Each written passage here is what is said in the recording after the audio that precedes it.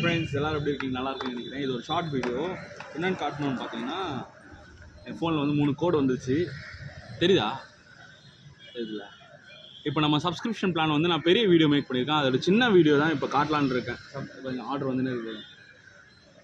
Subscription பிளானில் வந்து இது பாருங்க, ஒரு நாளைக்கு வந்து நீங்கள் ரீசார்ஜ் பண்ணிங்க அப்படின்னா 24 ஹவர்ஸ்க்கு வந்து 99 ருபீஸ் ரீசார்ஜ் பண்ணிங்கன்னா பர் டே 15 ரைட்ஸ் எடுக்கலாம். ஓகே,